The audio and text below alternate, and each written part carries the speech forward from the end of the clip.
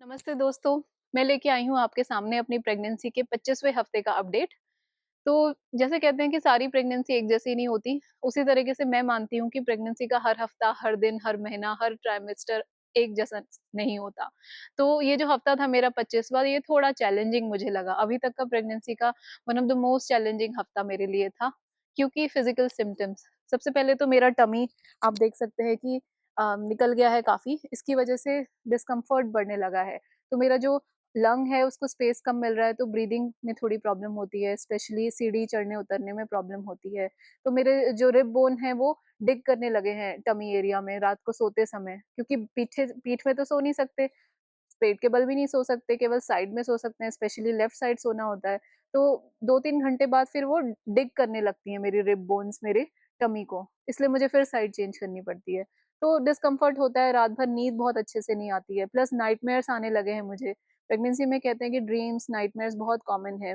Leg cramps बहुत हुए मुझे इस हफ्ते, तो मैंने अपना पानी पीना बढ़ा दिया, उसकी वजह से थोड़ा राहत तो मिली, पर फिर भी मतलब लेग में क्रैम्प्स, थाई एरिया में, काफ एरिया में ये प्रॉब्लम मुझे हुई। नोज़ ब्लीड मुझे इस हफ्ते काफ़ी हो गई, ख़ासतौर पे जब मैं बाहर वॉक करने निकलती हूँ, तो फिर एकदम नैपकिन मेरा ब्लीडिंग हो जाती है ना नाक से।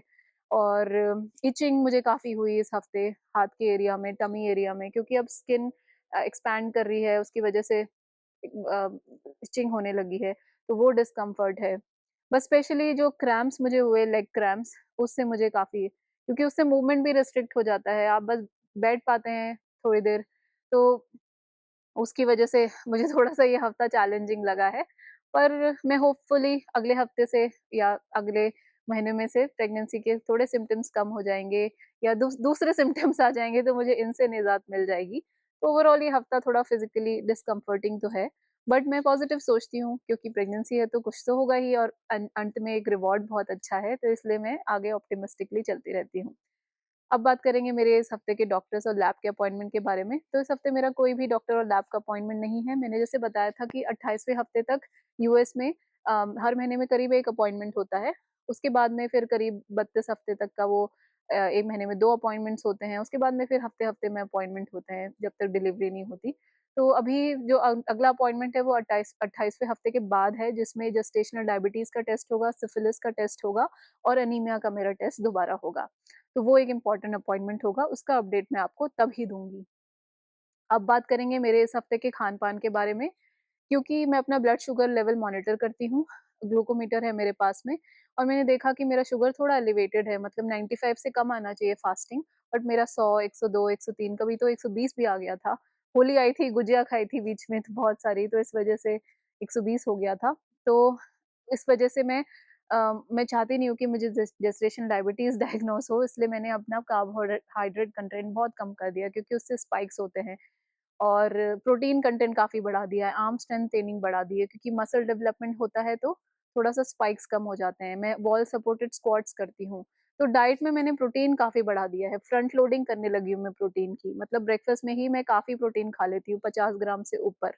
पूरे दिन में मेरा गोल है कि मैं 100 ग्राम से ज़्यादा प्रोटीन खाऊँ, और कार्ब मैंने एकदम कट ऑफ कर दिए हैं, और जो कार्ब मैं खाती भी हूँ, तो वो मैं जैसे बुलगुर व्हीट का दलिया, ओटमील, थोड़े कॉम्प्लेक्स कार्ब मैं खाती हूँ, किनुआ। तो ये चीज़ें मुझे काफ़ी एक्टिव भी फ़ील कराती है, क्योंकि कार्ब से एनर्जी तो मिलती है, पर एकदम फिर तुम थोड़ा लेज़ी भी हो जाते हो। पर क्योंकि मैंने आजकल कार्ब कम कर दिए हैं, तो मुझे थोड़ा ज़्यादा एक्टिव भी फ़ील होता है। बात करेंगे मेरे इस हफ्ते के वर्कआउट रूटीन के बारे में, तो मैंने इस हफ्ते लगभग हर दिन आउटडोर वॉक की है। स्प्रिंग का सीज़न आ गया है इधर पे, तो वॉक करने में और मज़ा आ रहा है। मैं 1 घंटा करीब वॉक करती हूँ नेचर के अराउंड, और योग सिखाती हूँ, हफ्ते में 1 बार मैं योग सिखाती हूँ, और इसके अलावा weight training, arm strength training में मैं कर रही हूँ। ज़्यादा वेट्स नहीं, 5 पाउंड के वेट्स हैं, ईच हैंड में लेके मैं करीब 10 मिनट वेट्स करती हूँ। वॉल सपोर्टेड स्क्वाट्स करती हूँ। स्टार्टिंग में मैं करीब 10-15 कर पा रही थी, अब मैं 25 स्क्वाट्स कर लेती हूँ।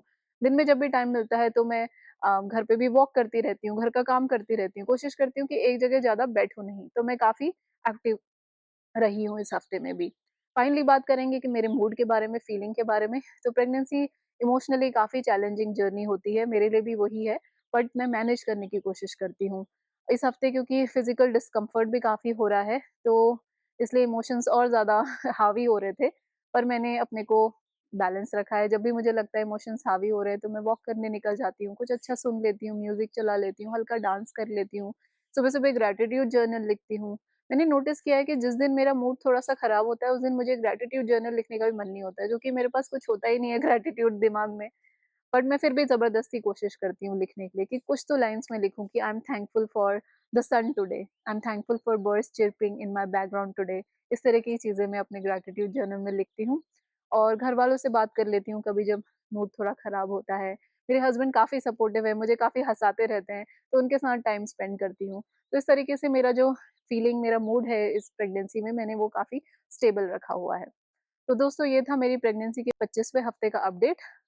अगले हफ्ते का अपडेट लेके मैं आपके सामने जल्दी आऊँगी। नमस्ते।